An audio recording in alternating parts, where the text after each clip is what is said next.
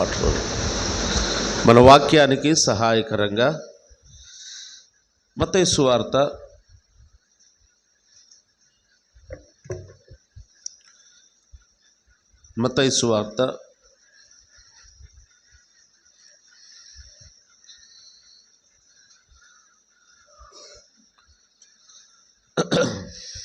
26వ అధ్యాయం. మత్తయి సువార్త 26వ అధ్యాయం.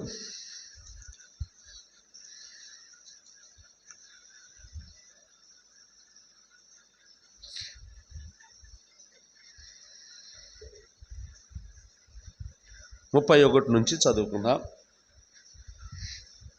ఒక వచనం నేను, ఒక వచనం మీరు కలిసి చదువుకుందామా? 31 నుంచి 35 వరకు, లేదా నాతో పాటు కలిసి అందరూ చదవవలసిందిగా మనవి చేస్తున్నాం. అప్పుడు యేసు వారిని చూచి, ఈ రాత్రి మీరందరూ నా విషయమై అభ్యంతరపడెదరు. ఎలయనగా గొర్రెల కాపరిని కొట్టుదును, మందలోని గొర్రెలు చెదిరిపోవునని వ్రాయబడి ఉన్నది కదా.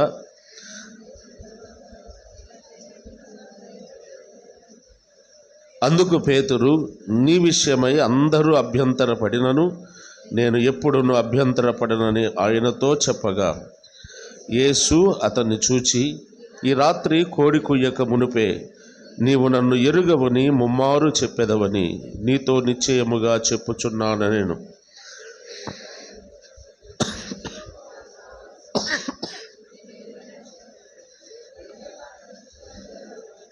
ఆ ప్రకారమే శిష్యులందరూ అనేది చాలు. గత ఆదివారం మనం కొన్ని సంగతులు ఈ వచన భాగములో నుంచి మనం ధ్యానం చేశాం.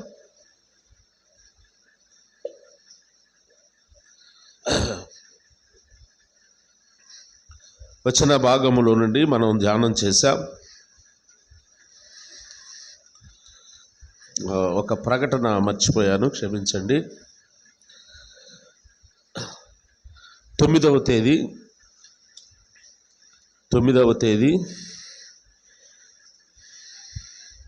గురువారం. 9వ తేదీ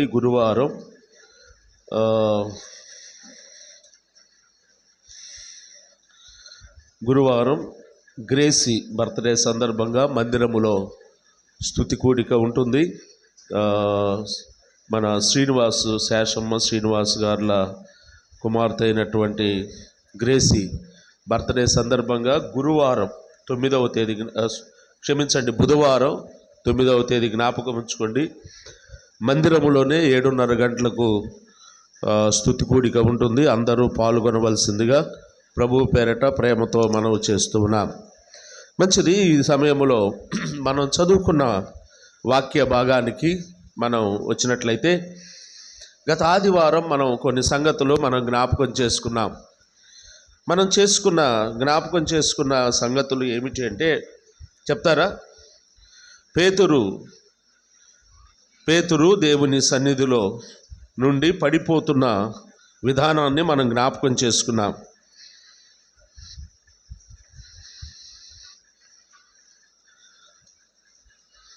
పేతురు దేవుని సన్నిధిలో నుండి, లేదా తన విశ్వాస స్థాయిలో నుండి దిగజారిపోతున్న వాడుగా మనం చూసాం. పేతురు దేవుని మర్మాలు ఎరిగినవాడు. పేతురు శిష్యులలో ముఖ్యుడైన వాడుగా ఎంచబడ్డాడు. అంత మాత్రమే కాదు, పేతురు నిత్య జీవపు మాటలు ఎరిగినవాడుగా, యేసుక్రీస్తు ప్రభువారు ఒకానొక సమయంలో అందరూ నన్ను విడిచిపెట్టి వెళ్ళిపోతున్నారు, మీరు కూడా నన్ను విడిచిపెట్టి వెళ్ళే పని అయితే వెళ్ళండి అంటే, పేతురు అక్కడ చక్కటి సమాధానాన్ని చెప్పాడు. నిత్య జీవపు మాటలు కలిగిన నిన్ను విడిచిపెట్టి మేము ఎక్కడికి వెళ్ళగలం అన్నాడు.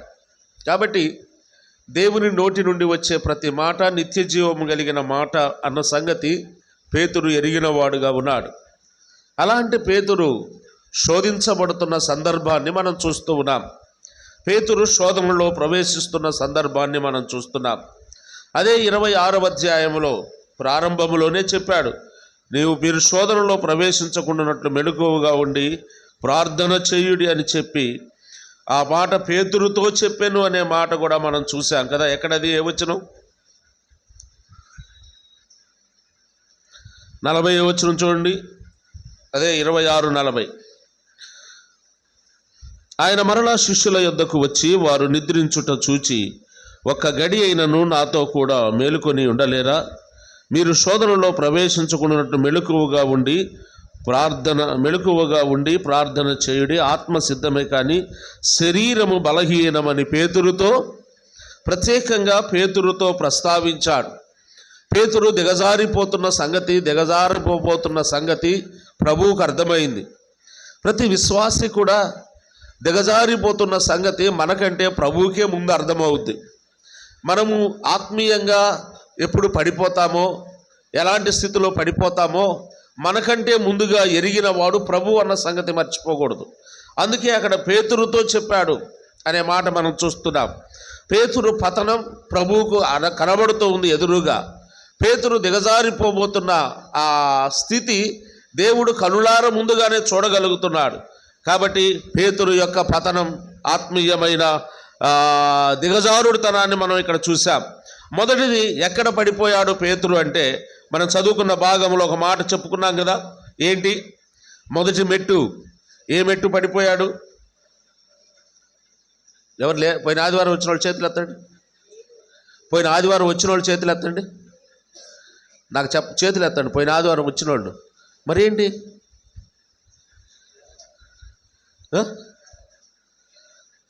ఎవరికి? వాళ్ళక గర్వం అంటున్నాడు వాసు. ఓహో, ఇక్కడ పాయింట్. మిమ్మల్ని అన్నాడు అనుకున్నాను. మిమ్మల్ని కాదులేండి. చెప్పండి. మొదటి మెట్టు నేను అన్నాడు కదండి. ఏ సందర్భంలో అన్నాడు? అది కూడా మనం దేవాతి దేవుడే కదండి. జకర్యా గ్రంథములో ఉన్న ప్రవచనం, అది కూడా చెప్పుకున్నాం. జకర్యా గ్రంథములో ఆ ప్రవచనం ఉంది. ఏ ప్రవచనం కదండి? 31వ వచనం. గొర్రెల కాపరిని కొట్టుదును, మందలోని గొర్రెలు చెదిరిపోవునని వ్రాయబడి ఉన్నది కదా అని దేవుడు ప్రవచనాన్ని ఎత్తి మాట్లాడుతూ ఉంటే, ఆ ప్రవచనం నెరవేర్చబడవలసి ఉంటుండగా, యేసు క్రీస్తులో ఆ ప్రవచనాలన్నీ నెరవేర్చబడవలసి ఉంటుండగా, ఆ ప్రవచనం చెప్పినప్పటికీ కూడా అలా కాదు అని అడ్డం తిరిగి మాట్లాడుతున్నాడు. అంత మాత్రమే కాదు, రెండవసారి ఇంకా స్పష్టంగా చెప్పాడు. పేతురు, నీ విషయమై అందరూ అభ్యంతరపడినను నేను అభ్యంతర పడను. నేను అనేది ఎప్పుడైతే మానవ మనస్సులోకి, ఆలోచనలోకి, హృదయములోకి వస్తుందో ఆ దినమే ఆత్మీయమైన పతనం ప్రారంభమవుతుంది. అది ఏదైనా ఆత్మ సంబంధమైన జీవితం కావచ్చు, భౌతిక సంబంధమైన జీవితం కావచ్చు, ఏదైనా నేను అనేది ఎప్పుడైతే మన జీవితాల్లో సంతరించుకుంటుందో మన పతనం అక్కడే ప్రారంభమవుతుంది అని మనం విన్నాం. రెండవది, ఆ మొదటి మెట్టు దిగజారిన తర్వాత రెండవ మెట్టు ఎక్కడికి వచ్చాడు చెప్పండి? రెండవ మెట్టు నిద్రావస్థలో ఉన్నాడు. పేతురు నిద్రావస్థలో ఉన్నాడు. సుఖము అనేది అది క్షేమకరమైంది కాదు అని మనం చూస్తూ ఉన్నాం. సుఖము పాపాన్ని ప్రేరేపిస్తుంది. సుఖము వలన పాపం చేయాలనే కోరిక కలుగుతుంది. ఎప్పుడైతే సుఖపడాలి అనే ఆలోచన ఎవరికైతే కలుగుతుందో వాడు పాపానికి దగ్గరగా ఉంటాడు అని అనేక సందర్భాల్లో మనం చూస్తూ ఉన్నాం. పాపం చేయడానికి సుఖం అనేది అతి ప్రాముఖ్యమైనదిగా మానవ జీవితంలో ఉంది. ఒక వ్యక్తి పాపములో పడిపోతున్నాడు అంటే దేన్ని ఆశించి? సుఖం కొరకే. ఆ పాపములో సుఖం ఉంది. ఆ సుఖం కొరకు మానవుడు పాపములోకి వెళ్ళిపోతున్నాడు. అది ఏ రకమైందైనా కానీ, అన్ని రకాల పరిస్థితుల గుండా మానవుడు వెళ్ళిపోవడానికి గల కారణం ఏంటి అంటే, మానవుడు పతనావస్థకు, లోపలికి రమ్మనమ్మవాడిని, మానవుడు పతనావస్థకు వెళుతున్నాడు అని మనం చూస్తూ ఉన్నాం. కాబట్టి పేతురు సుఖాన్ని కోరుకున్నాడు కదండి. కష్టపడడానికి ఇష్టపడలేదు, సుఖపడడానికి ఇష్టపడ్డాడు. కష్టపడడానికి ఇష్టపడిన మోషేని మనం జ్ఞాపకం చేసుకున్నాం కదండి. అల్పకాల పాపభోగం అనుభవించుట కంటే క్రీస్తు విషయమైన నింద, కష్టము గొప్ప భాగ్యంగా ఎంచుకున్నాడు. ఆశీర్వాదకరంగా మారింది అనేకులకు. ఆ తర్వాత పేతురు కూడా పశ్చాత్తాపడ్డాడు. లేదు, రెండవ మెట్టు మనం చూసాం. మూడవ మెట్టు కదండి. మూడవ మెట్టు ఏంటి కదండి? వచనాలు చెప్పండి అక్కడ. 26:51. నేను గత ఆదివారం చెప్పింది రిపీట్ చేస్తున్నాను. 51వ వచనం. చదువయ్యా. యేసుతో కూడా ఉన్న వారిలో ఒకడు చెయ్యి చాచి కత్తి దూచి దాసుని కొట్టి వాని చెవి తెగ నరికెను. ఆగండి. కత్తి తీసుకొని పేతురు ఆ సైనికులో ఒకని చెవు తెగ నరికాడు అనే మాట మనం చూస్తున్నాం. ఎవరైనా కత్తి తీసుకొని ఏం చేస్తారు? మనిషిని చంపాలని ప్రయత్నం చేస్తారా, చెవులు ముక్కులు కోస్తారా? పేతురు ఏం ప్రయత్నం చేశాడు చెప్పండి? చెవు కోసమా పేతురు కత్తి తీసింది? అతను చంపాలనే ఉద్దేశంతోనే ప్రయత్నం చేశాడు కదా. అతని కదా ఇక్కడ ఇక్కడ ఇక్కడ అయిపోయి ఉంటాడు, ఇటు అనగానే ఇటు పడి ఉంటుంది అంతే. సహజంగా కత్తి తీసిన వాడు గుండెల్లో అయినా గుచ్చుతాడు, కుతికి మీదకైనా ఎల్లుద్ది కత్తి. నరహత్య చేయడానికి కూడా వెనుకాడని పేతుర్ని ఇక్కడ మనం చూస్తున్నాం. హంతకుడు అవడానికి కూడా వెనుకాడట్లేదు. ఇది అక్కడ 11 మంది శిష్యులు ఉన్నారు, మొత్తం 12 మంది ఉన్నారు అక్కడ సీన్లో. ఇస్కరియోతు ఏదో ఇంకొక విధానంలో ఉన్నాడు మెట్టుగా అక్కడ. మిగతా 10 మంది శిష్యులు తొందరపడలేదు, కానీ పేతురు తొందరపడ్డాడు. ఇలా అనుకుందాం, 10 మంది శిష్యులు తొందరపడలేదు అంటే వాళ్ళకి ఆవేశం, పౌరుషం, రోషం లేవని కాదు. వాళ్ళకి ప్రభువుకు అవకాశం ఇచ్చారు. వాళ్ళు ఈ సిచ్యువేషన్లో ప్రభు ఏం చేస్తాడో చూస్తున్నారు. ప్రభు వానికి ఏం ఆజ్ఞాపిస్తాడో, ప్రభువు యొక్క స్పందన కొరకు ఎదురు చూస్తున్నారు మిగతా 10 మంది. ఈ పేతురు మాత్రం తన స్పందన కనుపరిచాడు. అక్కడ తొందరపాటు చర్యగా మనం చూసాం. తొందరపడిన వారు ఉన్నారు కదా, ఇద్దరిని జ్ఞాపకం చేసుకున్నాం. యాకోబు, మార్తా. నిద్రపోతున్నట్టున్నారు, లేదా పోయిన ఆదివారం రాలేదా, నాకేం అర్థం కావట్లా. చెప్పండి. యాకోబు తొందరపడ్డాడు, ఎంత ఇబ్బంది పడ్డాడో తర్వాత మనం చూసాం. మార్త కూడా ప్రభువే చెప్పాడు, మార్తా మార్తా, నీవు అనేకమైన పనుల చేత, విస్తారమైన పనుల చేత నీవు తొందరపడుచున్నావు అన్నాడు. తొందరపాటు వలన మేలైనది పోగొట్టుకుంది మార్త, ఉన్నతమైన స్థితిని పోగొట్టుకుంది. ఆయన పాదముల యొద్ద కూర్చుండి ఆయన బోధ వినే ఆ గొప్ప ఆశీర్వాదాన్ని పోగొట్టుకుంది. కారణము తొందరపాటు అని మనం చూస్తున్నాం.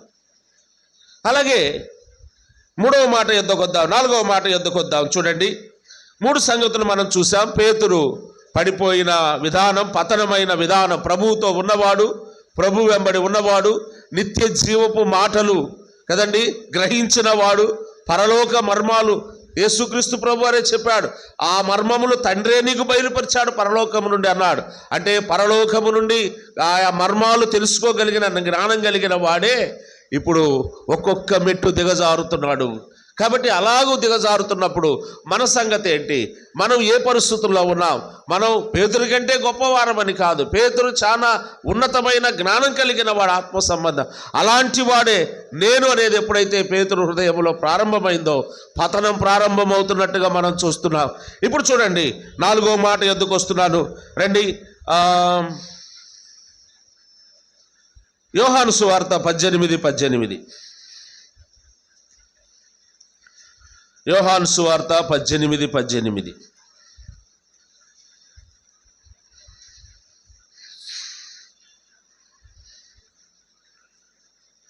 చదువుతారా?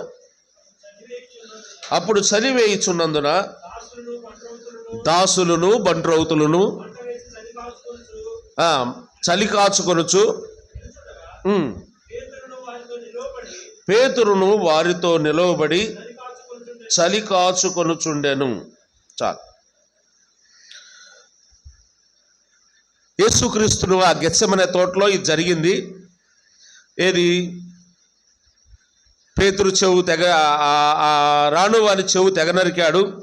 ఆ తరువాత అక్కడి నుండి ఒక వచనాన్ని నేను పొరపాటు చదివించాను. 58వ వచనం చదవండి, అది నెక్స్ట్ వచనం, తర్వాత చూద్దాం. 26:52 మత్తయి సువార్త, అది 4వ అంశం. 5వది నేను చదివించాను పొరపాటున. 58వ వచనం లేదా 57 నుంచి చదవండి, అర్థమవుతుంది మనకు. ఆ పై వచనంలో అందరూ పారిపోయారని ఉంటుంది కదా. అప్పుడు శిష్యులందరూ ఆయన విడిచిపెట్టి పారిపోయి యేసును పట్టుకొనిన వారు కైప యొద్దకు ఆయనను తీసుకొని పోగా శాస్త్రులను పెద్దలను కూడి ఉండిరి.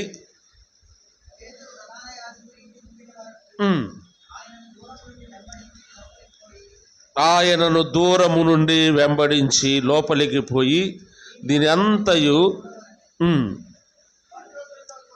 బంట్రౌతులతో కూడా కూర్చుండెను. చాలు. మీరు ఒక మాట ఇక్కడ మన జ్ఞాపకం వచ్చే మాట ఏంటంటే 58వ వచనములో పేతురు దిగజారిన 4వ మెట్టు మనకు కనబడుద్ది. ఏంటది? ఒకటి, మొదటి చెప్పండి, గర్వం, నేను అనే దగ్గర పడిపోయాడు. 2వ మెట్టు సుఖం, సుఖాపేక్ష, సుఖాన్ని కోరుకున్నాడు. తర్వాత 3వది మూర్ఖత్వం లేదా తొందరపాటు కలిగిన వాడుగా ఉన్నాడు. ఇప్పుడు అక్కడ నుండి 58వ వచనం, పేతురు ప్రధాన యాజకుని ఇంటి ముంగిట వరకు ఆయనను దూరము నుండి చెప్పండి వెంబడించి. అంటే అంతకుముందు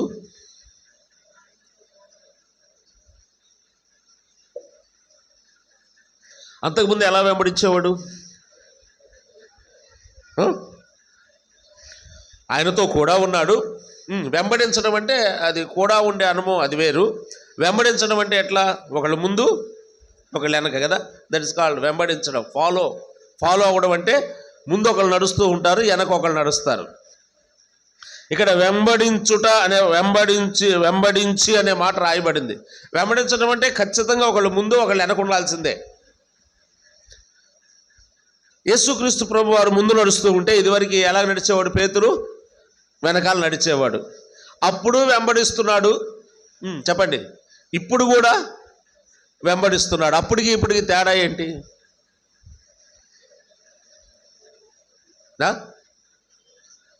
అప్పటికి ఇప్పటికి తేడా ఏంటి? అంతకుముందు యేసుని వెంబడిస్తున్నాడు 3 సంవత్సరాల నుండి. దాదాపు 3.5 సంవత్సరాల నుండి యేసు ప్రభువుని వెంబడిస్తూనే ఉన్నాడు పేతురు. ఇప్పుడు కూడా వెంబడిస్తున్నాడు పేతురు. అప్పటికి ఇప్పటికి తేడా ఏంటి చెప్పండి? అప్పుడు దగ్గరగా ఉండి వెంబడిస్తున్నాడు, ఇప్పుడు వెంబడిస్తున్నాడే కానీ డిస్టెన్స్ పెరిగింది, దూరం పెరిగింది. దూరం పెరగడానికి కారణం ఏంటి? 3వ మెట్టు దగ్గరికి వెళ్తే దీనికి కారణం మనకు అర్థమవుద్ది కదా. 3వ మెట్టు దగ్గరికి వెళ్తే దీనికి కారణం అర్థమవుద్ది. మూడో స్టెప్లో ఏం చేశాడు అయ్యగారు? చెప్పండి, ఏం చేశాడు? ఒక మాట చెప్తాను మీకు అర్థం అవ్వడం కోసం. అందరూ బైబిల్ తీసుకొని వచ్చాడు అనుకో, ఒకడు పిస్టోల్ తీసుకొని వచ్చాడు అనుకో మందిరానికి. అందరూ వాక్యం చెప్పేటప్పుడు అందరూ బైబిల్ తీసాడు అనుకో, వాడు పిస్టోల్ తీసి టపటప 4 రౌండ్లు పైకి కాల్చాడు అనుకో, వచ్చే ఆదివారం వాడు వస్తాడా? వచ్చినా ఏడ కూర్చుంటాడు? వాసే కాల్చాడు అనుకుందాం, ముందు కూర్చున్నాడు. ఇప్పుడు వాసు గబక్కన ఆవేశంతో ఆ పిస్టోల్ తీసి కాల్చాడు అనుకో, గబగబా వచ్చే ఆదివారం కూడా వస్తాడు ప్రార్థనకి. కాకపోతే ఏడ కూర్చుంటాడు? ఆడాడని కూర్చుంటాడు. ఎందుకు? దగ్గరకు రాలేడు. తను చేసిన అవిధేయత, తను చేసిన పొరపాటు చెప్పండి జ్ఞాపకానికి వస్తుంది. తను చేసిన తప్పు, తను చేసిన ఆవేశంతో కూడిన పని. అందరూ 10 మంది శిష్యులు, ఇస్కరియోతు ఉన్నాడు, అక్కడ చాలా మంది ఉన్నారు శిష్యులు. యోహాను ఉన్నాడు, యాకోబు ఉన్నాడు, అందరూ శిష్యులు ఉండగా ఇతను ఆవేశంగా చేసిన పనిని బట్టి ఏమొచ్చింది? మొహమాటం వచ్చింది ప్రభుతో. ఏం సిగ్గుందంటాయా నీకు కాస్తన్నా? నువ్వు పెద్దవాడి వయసులో అందరికీ చెప్పాల్సినోడివి. ఏం పని నువ్వు చేసింది? సిగ్గుపడడం ప్రారంభించాడు. ఎప్పుడైతే మొదటి 3 స్టెప్పులు మనం దిగజారిపోతామో సిగ్గుపడడం ప్రారంభమైంది. దేనికి సిగ్గుపడతాం చెప్పండి? సిగ్గుపడాల్సిన విషయాల్లో సిగ్గుపడం. ఏ విషయంలో సిగ్గుపడతాం? మందిరానికి వచ్చే విషయంలో కదండి. కొంతమందికి మందిరానికి రావడానికి ఎంత సిగ్గో కదండి. ఏమన్నా పెళ్లి చూపులకు పిలుస్తున్నాం, మందిరానికేగా. ఎంత సిగ్గుపడతారో చాలామంది. నేను ఇక్కడ సంజీవనాలు అడుగుతుంటాను, మందిరానికి రావచ్చు కదా, ఏదో ఏదో సిగ్గుపడుతుంటారు. ఏందో నేనేదో పెళ్లి చేసుకోమన్నట్టు వాడిని మెలికలు తిరుగుతూ సిగ్గుపడుతుంటాడు మందిరానికి రమ్మంటే. అవును, సిగ్గు కారణం ఏంటి అంటే నువ్వు ఆల్రెడీ 3 స్టెప్పుల్లో పతనావస్థలో ఉన్నావు, దిగజారిపోయిన స్థితిలో ఉన్నావు, దిగజారిపోతున్నావు. అందుకే దేవుని యొద్దకు రాలేకపోతున్నావు, దేవునికి దగ్గరగా రాలేకపోతున్నావు. దేవునికి కొంత డిస్టెన్స్ కదండి. కొంతమంది ఏం చేస్తారంటే బాప్తిసం తీసుకోకుండా ప్రభువుని నమ్ముకొని బాప్తిసం తీసుకొని ఆగిపోతారు. అంటే ఇప్పుడు వాళ్ళు వెంబడినట్ట వెంబడిస్తున్నారు. ఎలాగూ కొంచెం డిస్టెన్స్. వాళ్ళు ఎన్ని గంటలకు వస్తారు చెప్పండి? దూరంగా వెంబడించే వాళ్ళు ఎన్ని గంటలకు వస్తారు చెప్పండి? మీకు తెలుసా టైమింగ్స్? రొట్టె రసం అయిపోయి చెప్పండి కానుక్కి మధ్యలో వస్తారు వాళ్ళు, ఈ బ్యాచ్. వీళ్ళు దేవునికి దగ్గరగా రావడానికి, దేవుణ్ణి వెంబడించాలనుకుంటారే కానీ దేవునికి దగ్గరగా ఉండడానికి ఇష్టపడరు. డిస్టెన్స్ మెయింటైన్ చేస్తుంటారు. మనం ఇప్పుడు పోవాల్సిన అవసరం లేదు. నిర్ముఖమాటంగా నిక్కచ్చగా మన టైం ఇదే 10:30 టైం పెట్టుకున్న వాళ్ళు కొంతమంది ఉన్నారు. ఖచ్చితంగా టైం మనం వాచ్ చూడాల్సిన పనిలే. వాళ్ళు వచ్చారంటే ఇంత అయ్యి ఉంటుంది టైము. మనం ప్రత్యేకంగా వాచ్ చూడాల్సిన పనిలే. 11 గంటలకు వచ్చేవాళ్ళు కొంతమంది. ఒకరోజు ఆలస్యం కావచ్చు. ఆలస్యం కావడం నేరమని నేను చెప్పట్లేదు. అసలు ఖచ్చితంగా అదే టయానికి ఎలాగొస్తారు? అలాగే ఎలా వీలవుద్ది? ఆలస్యం అంటే ఒకరోజు మొదటి పాట పాడేటప్పుడు రావచ్చు, ఒకరోజు 3 పాటలు అయినాక రావచ్చు. అట్లా ఉండాలి. అలాగుండదు. ఖచ్చితంగా 10:30కు వచ్చేవాళ్ళు కొంతమంది, 11 గంటలకు వచ్చేవాళ్ళు కొంతమంది, కానుక్కి ముందు వచ్చేవాళ్ళు కొంతమంది, తర్వాత ఎవరు రారు. అంటే టైం చూసుకొనే వస్తున్నారు వాళ్ళు. దేవునికి దూరంగా ఉండి వెంబడించే బ్యాచ్ ఇదంతా. దేవునికి దగ్గర రావడం వాళ్ళకి ఇష్టం ఉండదు.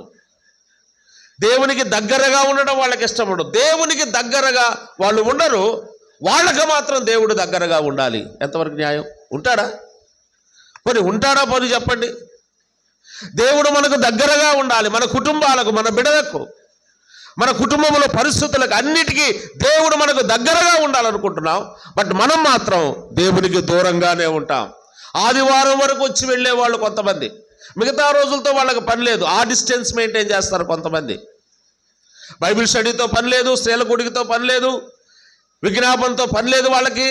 వాళ్ళు ఆదివారం వరకే ఆ డిస్టెన్స్లో వాళ్ళు వెంబడిస్తూ ఉంటారు. నువ్వు ఏ డిస్టెన్స్లో వెంబడిస్తున్నావు దేవుణ్ణి? దేవునికి దగ్గరగా వెంబడిస్తున్నావా? దూరం జరిగావా? దూరం జరిగావు అంటే దేవునికి నీవు వెంబడించే దాంట్లో దేవునికి దూరం అవుతున్నావు అంటే, వెంబడిస్తున్నానులే అనుకుంటే ప్రయోజనం ఏమీ లేదు. 3 మెట్లు దిగజారి వెంబడిస్తున్నాడు పేతురు. వెంబడిస్తున్నానులే నేను కూడా అనుకో, నిన్ను నువ్వు సమర్థించుకున్నందువల్ల ప్రయోజనం లేదు. సరిదిద్దుకున్నందువల్ల. సమర్థించుకోవడం ఎప్పుడు మేలుకరం కాదు, సరిదిద్దుకోవడమే ఆశీర్వాదకరం. ఈ మధ్యాహ్న కాల సమయంలో మనము దేవుని నమ్మిన దగ్గర నుండి, ఆయన యందు విశ్వాసం ఉంచిన నాట నుండి ఆయన్ను వెంబడిస్తూ ఉన్నాం.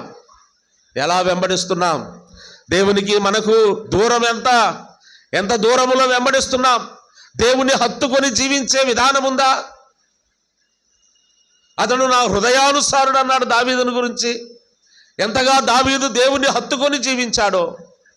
అనేక మంది భక్తుల జీవితాలు మనం చూస్తున్నప్పుడు దేవునికి దగ్గరగా, దేవునితో, దేవుణ్ణి వెంబడిస్తూ.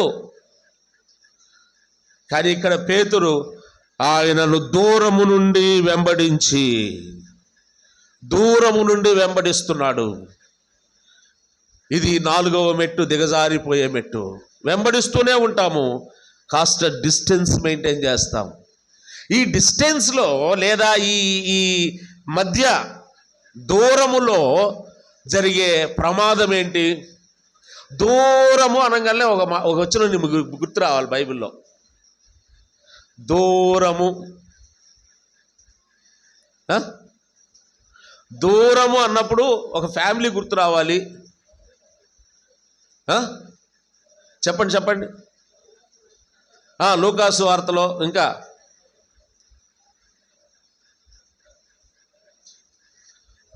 ఆ దేశం ఎక్కడా లేదు. ఇండియా ప్రపంచ పటంలో ఎక్కడ చూసినా ఆ దేశం కనపడలేదు నాకు. అక్కడ మాత్రం ఉంది ఆ దేశం పేరు. ఒకడు దూర దేశము వెళ్ళి దుర్వ్యాపారము. దూరదేశం అంటే ఏ దేశం ఇది? చైనానా, ఇండియానా, ఇంగ్లాండా, అమెరికానా? దూరదేశం అన్నాడు అంటే తండ్రి ఇంటికి దూరం అవడం, తండ్రికి దూరం అవడం, దేవునికి దూరం అవడం. దూరదేశంలో నీవు దూరముగా ఉన్నావు. దూరముగా వెంబడిస్తున్న పేతురు దూరదేశం వెళ్ళి ఏం చేశాడంట? దుర్వ్యాపారము చేశాడంట. ఎవరితో చేశాడు వ్యాపారం? వ్యాపారం అంటే ఒక్కడ చేసేది కాదు కదా, కొనేవాళ్ళు ఉంటారు, అమ్మేవాళ్ళు ఉంటారుగా. ఎవరితో చేసాడు ఈ వ్యాపారం? మంచోళ్ళతో చేశాడా, చెడ్డోళ్ళతో? అదేనా చెప్పండి. చెడ్డోళ్ళతోనే కదా. మరి పేతురు ఎక్కడికి వెళ్ళాడో చూద్దాం. ఈయన ఏ వ్యాపారం చేయడానికి దూరం జరిగాడు అంటే ఖచ్చితంగా దూరదేశం వెళ్ళే ఉంటాడు. అక్కడ ఎవరితోనో వ్యాపారం పెట్టి ఉంటాడు. రండి ఇప్పుడు యోహాను 18:18కి రండి. సిగ్గు అనేది దూరము నుండి వెంబడించేటట్టు చేసింది. సిగ్గుపడాల్సిన పరిస్థితికి ఎందుకు వచ్చాడు పేతురు? దేవునికి దగ్గరకు రాలేకపోతున్నాడు, సిగ్గుపడుతున్నాడు. కారణం ఏంటంటే దేవుడు చెప్పిన ప్రవచనాన్ని ధిక్కరించాడు.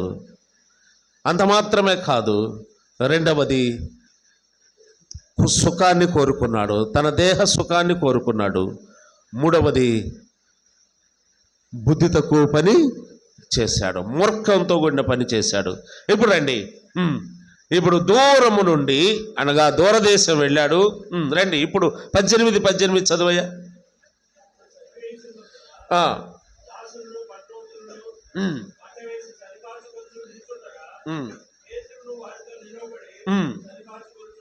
అబ్బా, పేతురును వారితో నిలవబడి చలి కాచుకొనుచుండెను. మనం ఇందాక వచనం చదువుకున్నాం, దాంట్లో కూడా లాస్ట్ పదం పట్టుకోండి మీరు. 58వ వచనం, మత్తయి సువార్త 58లో ఒక మాటను చూడండి.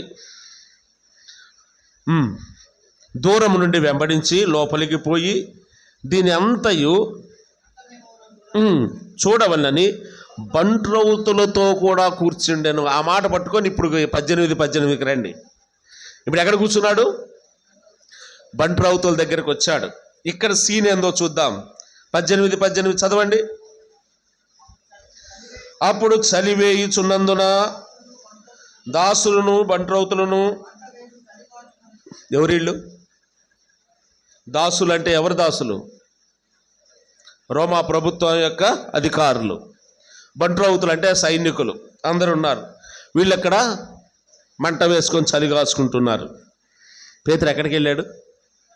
వాళ్ళ కాడికి వెళ్ళాడు. వాళ్ళ కాడికి వెళ్ళి ఏం చేస్తున్నాడు?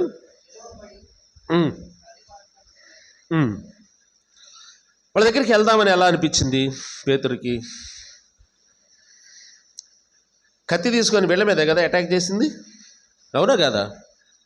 అప్పుడు ఎవరున్నారు పక్కన? పేతురుకి ఎవరున్నారన్న ధైర్యంతో వాళ్ళ మీద అటాక్ చేశాడు. వాళ్ళు అంతమంది రాణువార్లు కదా, నిజంగా ధైర్యవంతుడే పేతురు. వాళ్ళ చేతిలో కత్తులు గిత్తులు కటార్లు రాణువారు అంతమంది ఉండి వాళ్ళందరూ వచ్చి ఒకసారి రౌండప్ చేసి హ్యాండ్స్ అప్ అనగానే వాళ్ళ మీద అటాక్ చేశాడంటే మామూలు ధైర్యం. ఎవరిని చూసుకొని ఆ ధైర్యం? పక్కన ప్రభు ఉన్నాడన్న ధైర్యంతో అటాక్ చేశాడు. ఇప్పుడు నేను అడుగుతున్నాను, ఒంటరిగా పేతురు దొరికాడు వాళ్ళకి, కొడతారా కొట్టరా? ఏరా, ఇందాక యేసు ప్రభు పక్కన ఉన్నప్పుడు కత్తి తీసుకొని మాలో ఒకటి చెవునే తెగనరుగుతూ ఉంటారా అని చెప్పి కొడతారా కొట్టరా? చిక్కితే వదిలిపెడతారా? వదిలిపెట్టరు. పేతురుకి ఆ మాత్రం జ్ఞానం లేదా? ఇప్పుడు వాళ్ళకి చిక్కితే నన్ను కొడతారు, అర్ధరాత్రి ఎవడు లేడు ఇక్కడ నన్ను కాపాడేవాడు కూడా, శిష్యులు కూడా లేరు, ఒంటరిగా దొరికాడు, కొడతారా కొట్టరా? మరి వాళ్ళ దగ్గరికి ఎలా వెళ్ళగలిగాడు? నా ప్రశ్న అది. వాళ్ళ దగ్గరికి ఎలా వెళ్ళగలిగాడు? వాళ్ళతో కూర్చొని ఎలా చలిమంట కాసుకుంటున్నాడు ధైర్యంగా? ఇప్పుడు వాళ్ళు శత్రువులా కనబడట్లేదు పేతురికి. ఎలా కనపడుతున్నారు చెప్పండి? వాళ్ళతో కలిసి కూర్చొని చలిమంట కాసుకుంటున్నాడంటే స్నేహితుల్లా కనపడ్డారు. యేసు ప్రక్కన ఉన్నప్పుడు ఎవరైతే నీకు శత్రువులుగా కనబడతారో, యేసుకు దూరం జరిగిన తర్వాత నువ్వు వాళ్ళు ఎలా కనపడతారు? చెప్పాలి స్నేహితుల్లా కనపడతారు. క్రొత్తగా ప్రభువుని నమ్ముకొని బాప్తిస్మం తీసుకొని ఆరాధన చేసినప్పుడు ఈ అన్యాచారాలు చేసేవాళ్ళు, రకరకాల ఆచార వ్యవహారాలు చేసేవాళ్ళు నీకు ఎలా కనపడతారు? కళ్ళకి శత్రువులా కనపడతారు. నువ్వు కొంచెం ప్రభువుకు దూరం జరిగి కాస్త వెనకబడిపోయావు అనుకో ఆత్మీయంగా, అప్పుడు ఎవరితో సావాసం చేస్తావు? నువ్వు పోయి వాళ్ళతోనే. అప్పుడు శత్రువులా కనబడడానికి కారణం ఏంటంటే నువ్వు ప్రభువు ప్రక్కన ఉన్నావు, ప్రభువుకు దగ్గరగా ఉన్నావు. ప్రభువుకు దగ్గరగా ఉన్నప్పుడు ఏదైతే నీకు శత్రువుల్లా కనబడ్డారో, ప్రభువుకు దూరం అయిన తర్వాత వాళ్ళే నీకు మిత్రులుగా కనబడతారు. నేరుగా వాళ్ళ దగ్గరికి వెళ్ళాడు, వాళ్ళతో కూర్చొని చలి కాచుకుంటున్నాడు. ఇక్కడ మనకి ఒక వచనం గుర్తు రావాలి కదా? ఏ వచనం? దుష్ట సహవాసము మంచి నడవడిని చెడు. అందుకే దుష్టుల ఆలోచన చొప్పున నడవక. అపహాసకులు కూర్చుండు చోట. ఇప్పుడు ఎక్కడ కూర్చున్నాడు పేతురు? అపహాసకులు కాదా? ఇంకాసేపు ఆగిన తర్వాత తెల్లారితే యేసుక్రీస్తును కొరడాలతో కొట్టుకుంటూ, ఆ సిలువ మ్రానును ఆయన మీద మోపి కొరడాలతో కొట్టుకుంటూ ఆయన అపహాస్యం చేయబోయేవాళ్ళు కాదా వీళ్ళు? ఆయన అపహసించేవాళ్ళు. ఆయన తల మీద ముండ్ల కిరీటాన్ని పెట్టి యూదుల రాజా నీకు శుభమని చెప్పి ఆయన అపహాస్యం చేసేవాళ్ళు వీళ్ళు. అపహాసకులు కూర్చుండు చోట కూర్చున్నాడు. దేవునికి దూరం అవ్వడం ఎంత ప్రమాదకరమో మనకు అర్థం కాదు. అది అత్యంత ప్రమాదకరమైన స్థితికి మనం తీసుకువెళ్తుంది. ఇంగ్లీష్లో ఒక సామెత ఉంది, show me your friends, I will tell your character. నీ స్నేహితులు ఎవరో చెప్పు, నీ ప్రవర్తన నేను చెప్పగలను. నీ స్థితి ఏంటి, నీ క్యారెక్టర్ ఏంటి, నీ ప్రవర్తన ఏంటి చెప్పాలి అంటే ఒక నలుగురు స్నేహితుల పేర్లు చెప్పు, నీ ఫ్రెండ్స్ ఎవరో చెప్పు. ఇప్పుడు పేతురు ప్రభుతో ఉన్నప్పుడు పేతురు స్నేహితులు ఎవరు? మిగతా శిష్యులందరూ కదా. నీ ఫ్రెండ్స్ ఎవరు పేతురు అంటే ఏం చెప్తాడు? పేతురు, యోహాను, తోమా, యాకోబు, బర్తలోమి, వీళ్ళ పేర్లు చెప్తాడు. ఇప్పుడు ఎవరి దగ్గరికి చేరాడు? అపహాసకులు కూర్చుండు చోట కూర్చున్నాడు. ఎన్నిసార్లు మనం దేవుని సన్నిధికి రాకుండా లోక సంబంధమైన పరిస్థితుల్లో మనం గడుపుతున్నాం సమయాన్ని. అపహాసకులుగా దేవుణ్ణి అపహాస్యం చేస్తున్నాం. మనం దేవుడు మనకిచ్చిన రక్షణను నిర్లక్ష్యం చేస్తున్నాం. ఇంత గొప్ప రక్షణను నిర్లక్ష్యం చేసినాడు. నీవు ఎలాగూ తప్పించుకుంటావంటే రక్షించబడిన వాళ్ళకి కాదా మాట చెప్పింది కదా? రక్షించబడినోళ్ళగా పడినోళ్ళకా? ఎక్కడుంది అసలు? ఏ గ్రంథంలో ఉంది ఆ మాట? హెబ్రీ పత్రికలో ఉంది. హెబ్రీ పత్రిక ఎవరికి రాశాడు? రక్షించబడిన యూదులకు రాశాడు. హెబ్రీయులకు రాసిన పత్రిక అది. అంటే నీకు ఇచ్చిన రక్షణను నువ్వు నిర్లక్ష్యం చేస్తే తప్పించుకోలేవు. రక్షించబడకుండా ఉంటే అది వేరే శిక్ష. నువ్వు రక్షించబడ్డావు, గొప్ప రక్షణ దేవుడు నీకు ఇచ్చాడు. దాన్ని అపహాసకులతో కూర్చొని నిర్లక్ష్యం చేస్తున్నావా? నీ సహవాసం ఎక్కడ? నీ సమయాన్ని ఎక్కడ గడుపుతున్నావు? ప్రభువుకు దగ్గరగా ఉన్నప్పుడు పేతురు ప్రభువుతోనే గడుపుతున్నాడు. ప్రభువుకు దూరం అయిన తర్వాత ఎక్కడంటే అక్కడికి వెళ్ళిపోతున్నాడు పేతురు. కాబట్టి ఇక్కడ దుష్ట సాంగత్యము మంచి నడవడిని చెడుపు.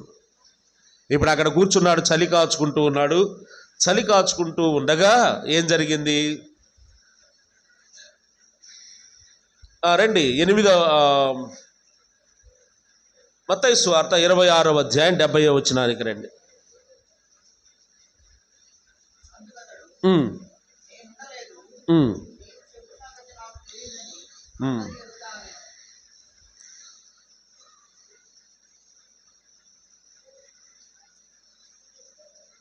69 నుంచి చదువయ్యా. కూర్చొని ఉండగా ఒక చిన్నది అతని యొద్దకు వచ్చి, నీవును గలిలయుడవు, యేసుతో కూడా ఉంటివి కదా అనేను. అంతకుముందు ఎవరితో ఉన్నారంట? యేసుతో ఉన్నాడు. ఇప్పుడు యేసుకు లేదమ్మా, ఏం కావాలి మీకు? యేసుకు దూరంగా ఉన్నాడు, యేసుతో ఉన్నాడు కదా, యేసుతో కూడా ఉంటివి కదా నేను. అందుకతడు, నేనుండలేదు,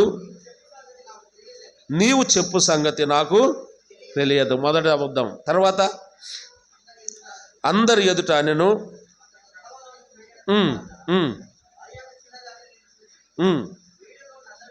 వీడును నజరేయుడగు యేసుతో కూడా ఉండెనని అక్కడ వారితో చెప్పగా, అతడు ఒట్టు పెట్టుకొని, నేనుండలేదు, ఆ మనుష్యుని నేను ఎరుగనని మరలా చెప్పాను. కొంతసేపు అయిన తర్వాత అక్కడ నిలిచిన అందరూ పేతురు యొద్దకు వచ్చి, నిజమే, నీవును వారిలో ఒకడివే, నీ పలుకు అంటే నీవు మాట్లాడే విధానాన్ని బట్టే మాకు అర్థమవుతుందయ్యా యేసుతో ఉన్నవాడవని. అందుకతడు, ఆ మనుష్యుని నేను ఎరుగనని ఒట్టు పెట్టుకొనుటకును మొదలుపెట్టెను. వెంటనే కోడి కూసెను. గనుక కోడి కూయక మునుపు నీవు నన్ను ఎరుగవని ముమ్మారు చెప్పేదవని యేసు తనతో చెప్పిన మాట పేతురు జ్ఞాపకము తెచ్చుకొని వెలుపలికి పోయి సంతాపపడి ఏడ్చెను. ఇప్పుడు పేతురు ఏ స్థితికి దిగజారాడు? రెండో స్టెప్ దుష్ట సహవాసం. అది 5వది. మొదటిది నేనే అని గర్వించాడు. రెండవది సుఖాన్ని ప్రేమించాడు. మూడవది మూర్ఖత్వంలోకి వెళ్ళాడు. మూర్ఖత్వంలోకి వెళ్ళిన తర్వాత తను చేసిన పనికి దేవునికి దూరంగా జరగడం, వెంబడించడం ప్రారంభించాడు. దేవునికి దూరం అయ్యాడు. దూరంగా వెంబడిస్తున్నాడు. ఇప్పుడు ఎప్పుడైతే ఈ చలి కాచుకునే దగ్గరికి వెళ్ళాడో, వాళ్ళ దగ్గరికి పూర్తిగా దేవునికి వెంబడించడం ఆగిపోయింది. ఎందుకు ఆగిపోయింది? ఒకసారి కాదు అయ్యగారు చెప్పింది, ఒకసారి కాదు, 2 సార్లు కాదు, అసలు ఆయన్ని నేను చూడలేదు, ఆయన ఎవరో నాకు తెలియదు అన్నాడు. ఒకసారి అయితే అనుకోవచ్చు. ఇద్దరు చిన్నవారు అనే మాట, చిన్నది ఇద్దరు, మరి ఒక చిన్నది. ఆ తర్వాత అందరూ కలిసి అడిగారు, అక్కడ ఉన్న వాళ్ళందరూ, నీ మాట తీరు కనపడుతుందయ్యా మాకు, నీ మాట్లాడే విధానం అర్థమవుతుంది, నువ్వు యేసుతో ఉన్నవాడివి అంటే. ఇక ఆఖరికి అందరూ ఒకసారి గుంపు కూడా అడగంగానే భయం వేసి పేతురికి ఏం చేస్తున్నాడు? బొట్టు పెట్టుకొనుట. 5వది లేదా 6వ స్టెప్పు అబద్ధమాడుట. అబద్ధమాడడానికి తెగించాడు పేతురు. ఇక అబద్ధం ఆడిన తర్వాత ప్రభు దగ్గరికి రాగలడా? ఎవరి మీద ఆడాడు అబద్ధం? ఆయనే నాకు తెలియదని చెప్పాడు. ఇప్పుడు ప్రభు దగ్గరకు వచ్చే అవకాశం ఉందా పేతురికి? పోయిందా? పూర్తిగా ద్వారాలు మూసుకుపోయాయి. అసలు ఆయనే నాకు తెలియదు అన్నాడు. ఇస్కరియోతు యోధాగాడు ఆ మాట అనలే పాపం కదా. ఆ నీతిమంతుడు అంటాడు పాపం, డబ్బులు ఇచ్చి ఆ డబ్బులు కూడా తీసుకొని అప్పగిచ్చినా కూడా ఆ నీతిమంతుడు అంటాడు, ఆయన ఎవరో నాకు తెలియదని మాత్రం అనలా. ఇంకొక రకం చెప్పాలంటే, నాకు అందరికంటే నాకే బాగా తెలుసు ఆయన ఎప్పుడు ఎక్కడ ఉంటాడో నేను చెప్పగలను అన్నాడు. ఈయనేం అసలు ఆయనే తెలియదు అన్నాడు, ఆయన ఊసే తెలియదు అన్నాడు నాకు. మనం అనుకుంటాం సంపూర్ణంగా పేతురు పతనావస్థకు వచ్చాడు, ఆయన నాకు తెలియదు అనే స్థితికి వచ్చేసాడు, ఆయన నేను ఎరుగననే స్థితికి వచ్చాడు. అక్కడి నుండి అందరూ ఒక్కసారి అటాక్ చేశారు. అటాక్ చేయగా భయపడి ఏం చేశాడంట? ఒట్టు పెట్టుకొనుటకును, ఇంకో మాట ఉంది అక్కడ, చదవండి. శపించుకొనుటకును, తన్ను తాను శపించుకుంటున్నాడు. ఒట్టు పెట్టుకొని శపించుకుంటున్నాడు. ఆ రెండింటిని కలపండి కదా. అప్పుడప్పుడు మనం అంటాం కదా, ఒట్టులో శపించుకునేటట్టుగా ఒట్టేస్తుంటాం కదా. ఒట్టు వేయటం అంటే తెలుసా ఒట్టు వేయటం? ఇప్పుడు వేసారా? అమ్మతోడు, అయ్యతోడు, దేవుడి తోడు వేయట్లేదా? గాడ్, మనం స్టైల్గా ఇంగ్లీష్లో గాడ్ ప్రామిస్ అంటాం కదా. గాడ్ ప్రామిస్ నాకు తెలియదు. తర్వాత దానికి శపించుకోవడం కలపండి. శపించుకోవడం కలపండి. ఒక సహోదరిని అడిగింది, ఏమ్మా నా బంగారం చైను నువ్వేమైనా తీసుకున్నావా అంటే, నేను తీసుకోలేదు అంది. మన పుల్లారావు ఉన్నాడు కానిస్టేబుల్ ఇక్కడ, వాళ్ళకి కదా ఎవడన్నా దొంగ దొరికాడు అనుకో, ముందు లాఠీ తీసుకోగానే వాడప్పుడే పశ్చాత్తాపడుతున్నట్టు గడగడ ఉడుకుతూ ఉంటాడు. 2 పీకులు పీకంగానే నాకు తెలియదు అంటాడు ముందు కదా. తర్వాత 3వ దెబ్బకి ఏం చెప్తాడు? అమ్మతోడు, అయ్యతోడు, దేవుడితోడు అసలు నాకు తెలియదు. ఆ తర్వాత దానికి శపించడం యాడ్ చేయండి. నేను తీస్తే ఒకవేళ నేను నా పిల్లలు నాశనమైపోదు గాక అంటారా లేదా? మనమే నేను ఆ మాట అనలేదు, ఒకవేళ అనుంటే దేవుడు నా కుటుంబాన్ని నాశనం చేయి. ఇది శపించుకోవడం అంటే. ఎదుటోళ్ళు శపించడం కాదు, మనమే శపించుకోవడం. నేను అడుగుతున్నాను ఒక మాట, ఎదుటోళ్ళని మనం శపిస్తే అది వాళ్ళకి తగులుద్దా? అట్టయితే ఎవరిని వదిలిపెట్టేవాళ్ళం? మనకి గిట్టిన వాళ్ళందరినీ ఈ పాటికి కాజేసేవాళ్ళం కదా, శాపనార్థాలు పెట్టి. సరే, అది వదిలేయండి. మనల్ని మనం శపించుకుంటే అది తగలదా? తగిలిన దాఖలా ఎక్కడన్నా ఉందా బైబిల్లో? చెప్పండి. పిలాతు యేసు ప్రభువుని శిలువ మరణానికి అప్పగించేటప్పుడు ఇక చేసేదేమీ లేక, నా చేతులు కడుక్కుంటున్నాను, ఈ నిరపరాధి రక్తముతో నాకు ఎటువంటి సంబంధము లేదు అన్నప్పుడు 12 గోత్రాల ఇశ్రాయేలు ప్రజలు ఏమని కేకేశారు? ఆ పాపము మా మీద, మా బిడ్డల మీద ఉండునుగాక అన్నారు. వాళ్ళకు వాళ్ళే శపించుకున్నారు. తగిలిందా తగలలేదా? చెప్పండి. ఇప్పటికి ఒక చోటకి జారలా వాళ్ళు. ఆ పాపము ఈరోజు కూడా ఇశ్రాయేలు వాళ్ళ కుటుంబాల మీద ఆ పాపం ఇప్పటికీ వెళ్తుంది. సమాధానం ఉందా ఇశ్రాయేల్ దేశంలో వాళ్ళకి? చుట్టూ 7-8 దేశాలు. ఎప్పుడు ఎవరు బాంబులు వేస్తారో పొద్దున్న లేచిన కాడ నుంచి యుద్ధం చేయటమే వాళ్ళ పని. అటు చేద్దాం ఇటు చేద్దాం, చుట్టూ రక్తపాతం. ఆ నీతిమంతుని రక్తము జోలికి వెళ్ళవద్దు అని పిలాతు చెప్తే, ఈ నీతిమంతుని రక్తం చిందించడానికి వీల్లేదని పిలాతు అంటే, ఆ రక్తమేటో మా మీద మా పిల్లల మీద ఉండునుగాక అన్నారు. నేటిగా అనుభవిస్తున్నారు. ఎన్ని సంవత్సరాలు, ఎన్ని తరతరాలు ఆ ఇశ్రాయేలు కుటుంబాల మీద ఆయన రక్తాపరాధం నేటికి అనుభవిస్తున్నారు. పేతురు కూడా అదే పరిస్థితికి దిగజారాడు. ఒట్టు పెట్టుకొని తను తాను శపించుకుంటున్నాడు. ఇది చివరి మెట్టు, 7వ మెట్టు. మొదటి మెట్టు, ఒక్కొక్క మెట్టు ఎలా దిగజారాడు. మొదటి మెట్టు చెప్పండి, ముగిస్తాను. గర్వం ఎప్పుడైతే ప్రారంభమైందో అక్కడే సరి చేసుకోవాలి. ఆ మొదటి మెట్టు దగ్గరే, ఒక్క మెట్టు దిగినప్పుడే వెంటనే ప్రభువుతో సమాధానపడి ప్రభు దగ్గరికి వెళ్ళిపోవాలి. అలా చేయలేదు. 2వ మెట్టుకు దిగజారాడు. సుఖాన్ని ఆశించాడు, తొందరపాటు చర్యలు చేశాడు. 3వ మెట్టు. 4వది ప్రభువుకు దూరంగా ఉండడానికి ఇష్టపడ్డాడు.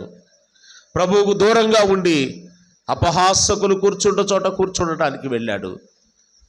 అంత మాత్రమే కాదు, మీరు బాగా గమనించాలి.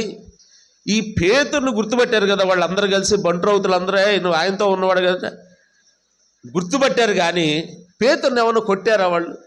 కొట్టడం కానీ, ఎరా మా వాడు చెవు తెగమరుగుతావా నువ్వు అని చెప్పి వాళ్ళు ఏమన్నా చేశారా? అన్నారా? అనలా. ఎందుకు? ప్రభు ప్రక్కన ఉంటే నువ్వు మాకు శత్రువులా కనపడతావు. నువ్వు ఎక్కడ వచ్చావు? మాతో చేరిపోయావు కదా, మాతో చేరిపోయావు కాబట్టి మేము అవి పట్టించుకోము. ఇంకా జాగ్రత్త. నామకార్థంగా ఉండి దేవుని నమ్మని వారు నీవు వాళ్ళతో కలిసి ఉన్నప్పుడు వాళ్ళు నిన్ను ఎక్కువగా ప్రేమిస్తారు. ప్రభువుకు దూరమై వాళ్ళకు దగ్గర అవుతున్నప్పుడు నీకు ఎక్కువగా ప్రేమిస్తారు. ఆ ప్రేమకు నీవు మోసపోయి దిగజారిపోవడం జరుగుతుంది. ప్రభువు ప్రేమకు మించిన ప్రేమ మనకు ఎక్కడ దొరకదు ఈ లోకములో. ఆయన ప్రేమ కంటే ఉన్నతమైన ప్రేమ ఎవరి దగ్గర దొరకదు ఈ లోకములో. కాబట్టి వారు కూడా అసహించుకోలేదు, అతన్ని ప్రేమించారు, చేర్చుకున్నారు.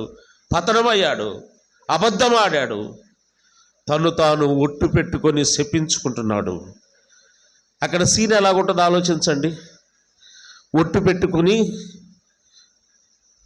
అవసరమైతే ఆయన నాకు తెలియదయ్యా, మీరేం తెలుసు అంటున్నారు, ఆయన నాకు తెలియదు, అంతకైతే నేను చచ్చిపోవడానికైనా రెడీ. ఒట్టు పెట్టుకుంటున్నాడు, ఇంకా చేసేదేమీ లేదు. ఇంకా ఏ రకంగా వాళ్ళు ఒప్పించలేకపోతున్నాడు. అందరూ మూకమ్మడి దాడి చేశారు. నువ్వు యేసుకు చెందిన వాడివే అంటే, లేదు ఆయనకు చెందిన వాడిని కాదు, అవసరమైతే నేను నాశనం అయిపోదును గాక, నేను మాత్రం ఆయనకు చెందిన నాశనమైపోవడానికైనా సిద్ధపడ్డాడు. కానీ నేను ప్రభువుకు యేసుకు చెందిన వాడను అని చెప్పుకోవడానికి ఇష్టపడలేదు పేతురు. అలాంటి పరిస్థితుల్లో పేతురుకి ఏం జ్ఞాపకం వచ్చిందంట? ఒక మాట చదవండి అక్కడ, 75 ఆఖరి వచనం.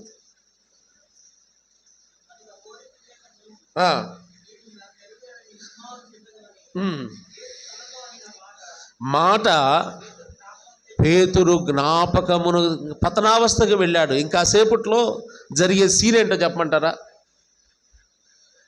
ఇస్కరియోతు యూదా వెళ్ళి ఎలా ఉరిపెట్టుకొని చచ్చాడో, పేతురు కూడా ఇంకా సేపట్లో ఇక తను తాను శపించుకునే స్థితికి వచ్చాడు. అంటే ఇక ఆత్మహత్య చేసుకునే స్థితికి వచ్చేసాడని దాని అర్థం.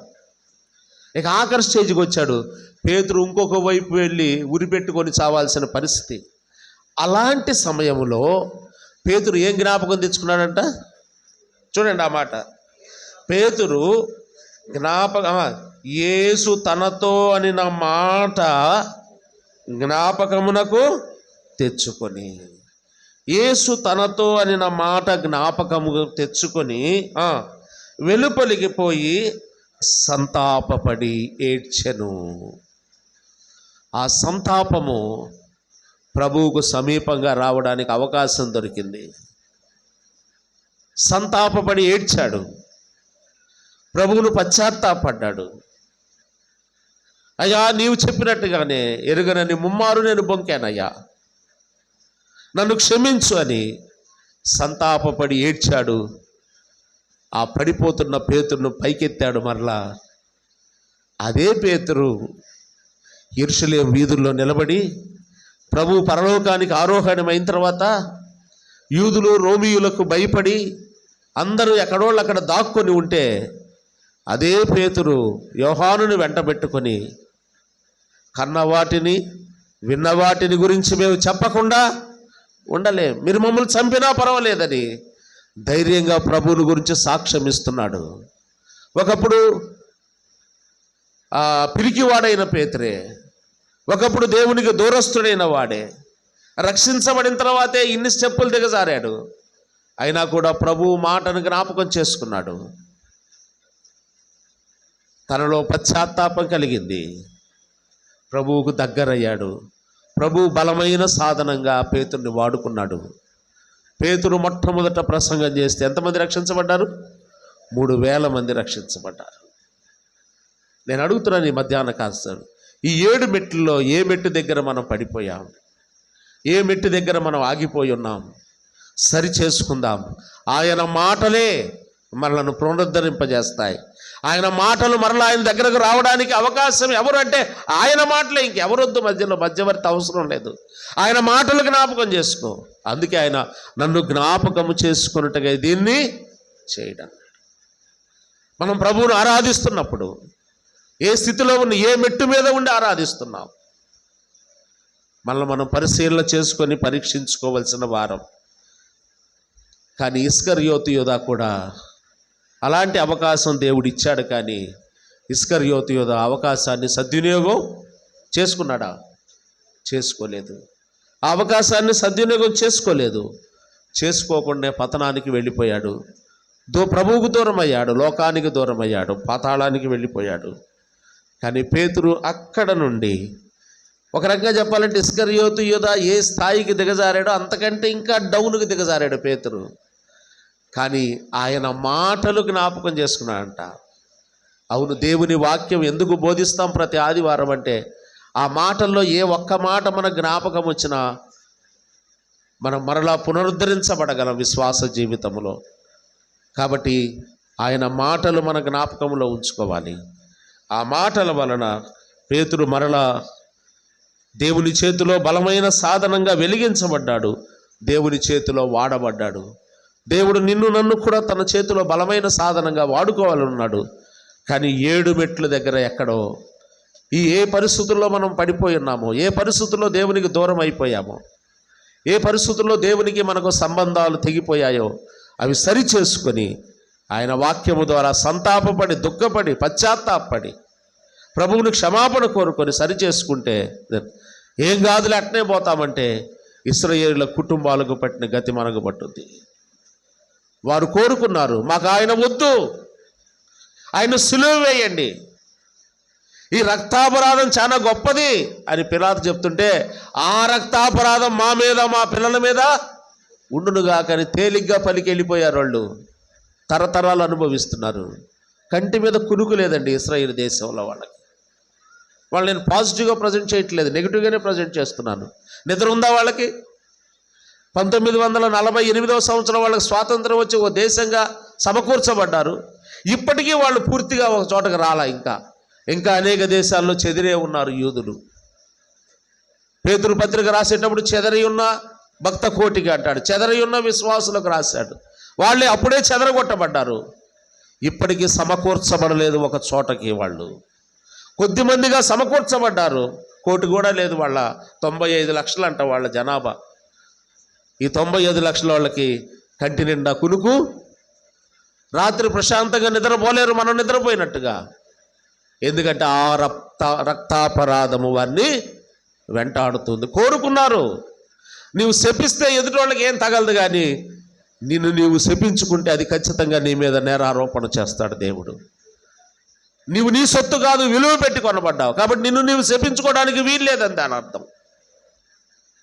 కాబట్టి ఆయన మనల్ని విలువ పెట్టి కొన్నాడు. మనల్ని తక్కువగా ఎంచుకోవడానికి కాదు, గనులుగా ఎంచుకోవడానికి. ఆ ఘనమైన ప్రభువుని ఆశ్రయించి మనము ఆయన కొరకు గనులుగా ఈ లోకంలో జీవించాలని, ఆయన పిల్లలంగా ఆ గౌరవ మర్యాదలు కలిగి జీవించాలని ప్రభు ఉద్దేశం. దిగజారిపోయి పతనావస్థకు వెళ్ళాలని దేవుని ఉద్దేశం కాదు. అలాగూ మనం ప్రభువు కొరకు నమ్మకంగా జీవించబద్దులమై ఉన్నాం. ప్రార్థన తనలో ఉంచండి. ఈ ఆదివారం భోజన ఏర్పాట్లు అరుణ కుటుంబీకులు ఏర్పాటు చేశారు. బయట గ్రామం నుంచి వచ్చిన వారికి, అద్దంకిలో దూరం నుండి వచ్చిన వారికి భోజనం సిద్ధంగా ఉంది.